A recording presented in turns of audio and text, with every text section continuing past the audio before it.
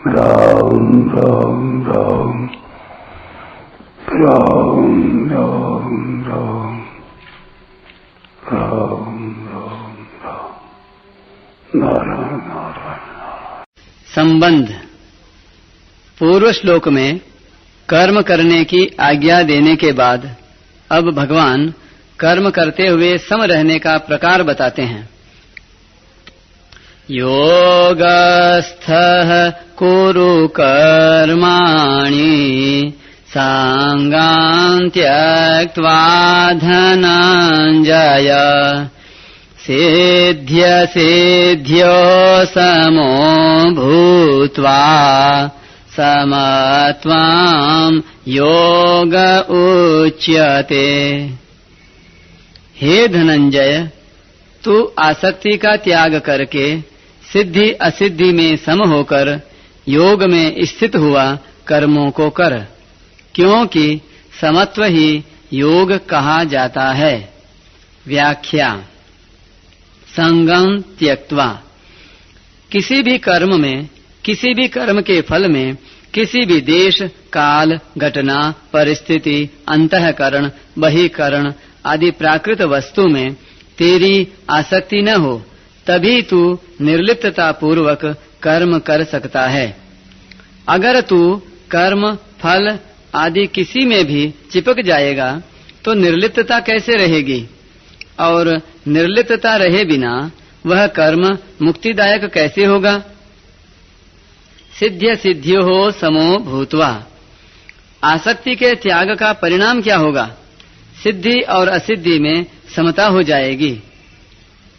कर्म का पूरा होना अथवा न होना, सांसारिक दृष्टि से उसका फल अनुकूल होना अथवा प्रतिकूल होना, उस कर्म को करने से आदर निरादर प्रशंसा निंदा होना, अंतःकरण की शुद्धि होना अथवा न होना आदि आदि जो सिद्धि और असिद्धि है उसमें सम रहना चाहिए।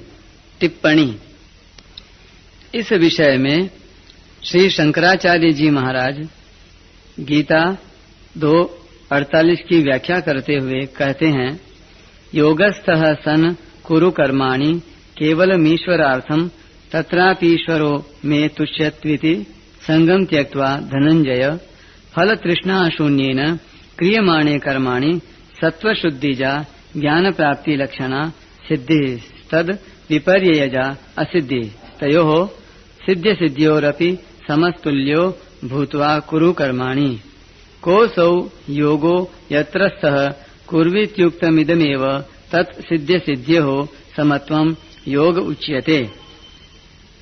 हे धनंजय, योग में स्थित होकर केवल ईश्वर के लिए कर्म कर, उसमें भी ईश्वर मेरे पर प्रसन्न हो जाए, इस संग को यानी कामना को छोड़कर कर्म कर। फल तृष्णा रहित पुरुष के द्वारा कर्म किए जाने पर अंतःकरण की शुद्धि से उत्पन्न होने वाली ज्ञान प्राप्ति तो सिद्धि है, और उससे विपरीत ज्ञान प्राप्ति का न होना असिद्धि है। ऐसी सिद्धि असिद्धि में सम होकर अर्थात दोनों को तुल्य समझकर कर्म कर।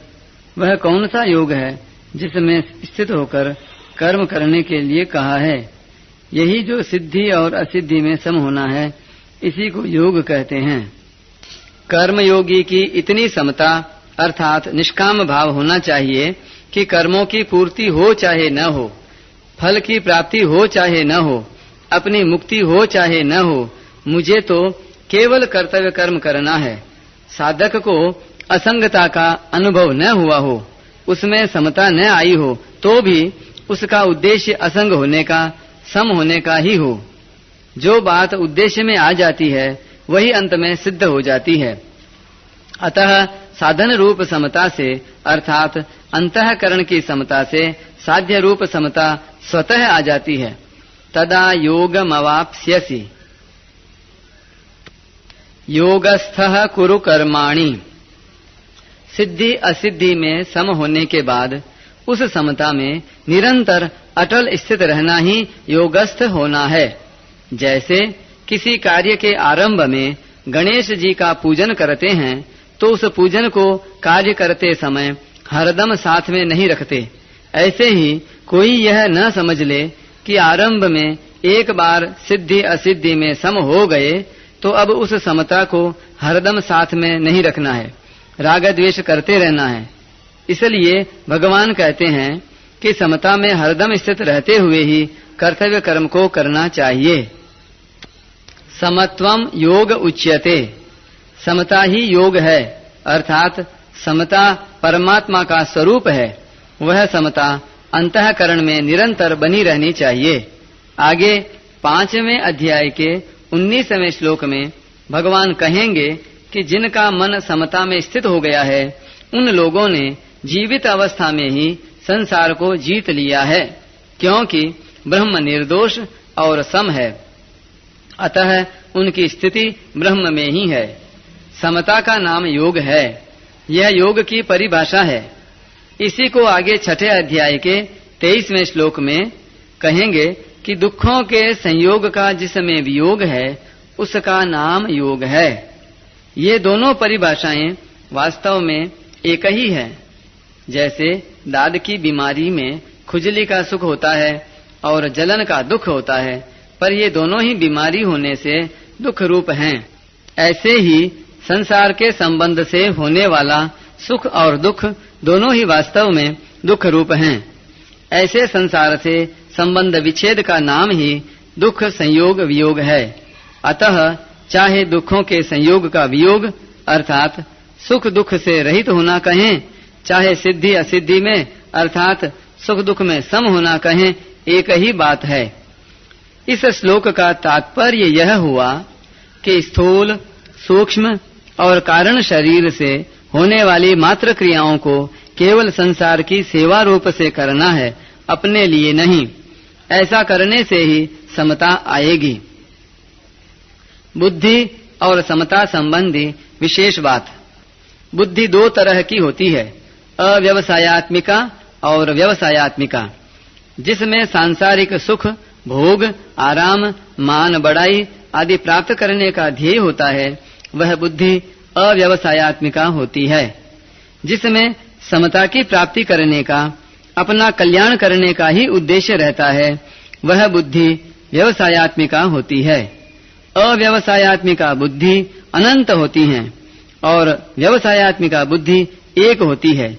जिसकी बुद्धि अव्यवसायत्मिका होती है, वह स्वयं अव्यवसायी यानी अव्यवसित होता है। बुद्धयो व्यवसायिनाम, तथा वह संसारी होता है। जिसकी बुद्धि व्यवसायत्मिका होती है, वह स्वयं व्यवसायी होता है यानी व्यवसित होता है।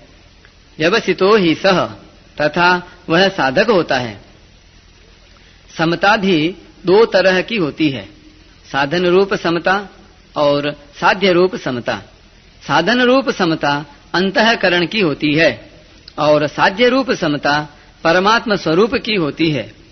सिद्धि असिद्धि, अनुकूलता प्रतिकूलता आदि में सम रहना अर्थात अंतःकरण में राग द्वेष का न होना साधन रूप समता है, जिसका वर्णन गीता में अधिक हुआ है।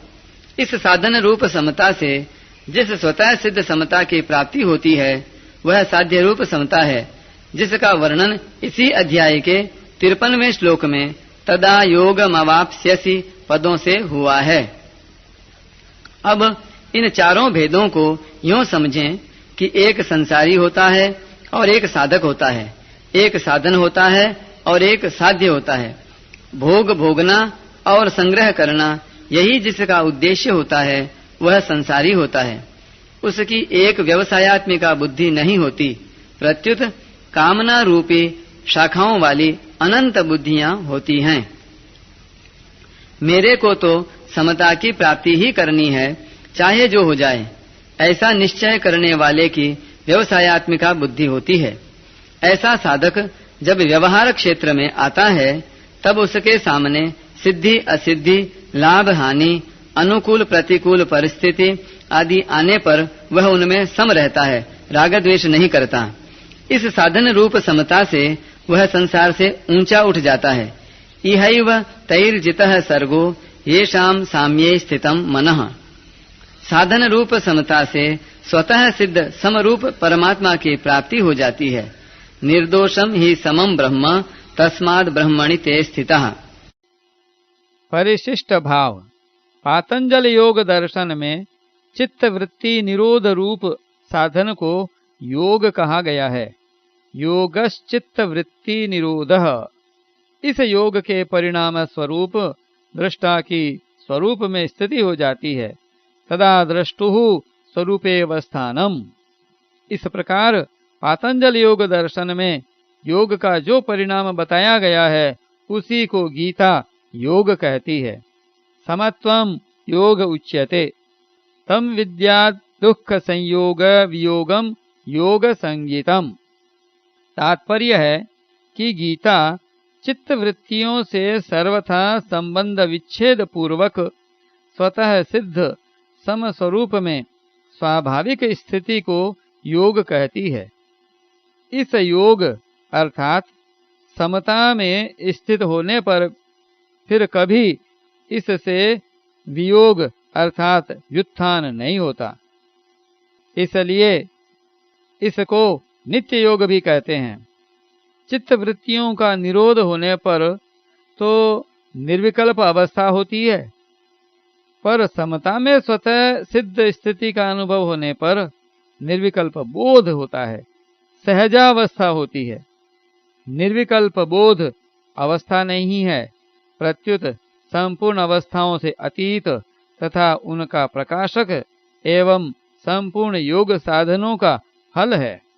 अवस्था तो निर्विकल्प और सविकल्प दोनों होती है, पर बोध निर्विकल्प ही होता है। इस प्रकार गीता का योग पातंजल योग दर्शन के योग से बहुत विलक्षण है। पातंजल योग दर्शन के योग का अधिकारी वह है जो मूढ़ और क्षिप्त वृत्ति वाला नहीं है, प्रत्युत विक्षिप्त वृत्ति वाला है। परंतु भगवान की प्राप्ति चाहने वाले सब के सब मनुष्य गीता के योग के अधिकारी हैं। इतना ही नहीं, जो मनुष्य भोग और संग्रह को महत्व न देकर इस योग को ही महत्व देता है और इसको प्राप्त करना चाहता है, ऐसा योग का जिज्ञासु भी वेदों में वर्णित सकाम कर्मों का अतिक्रमण कर जाता है। जिज्ञासुरपि योगस्य शब्द ब्रह्माति वर्तते।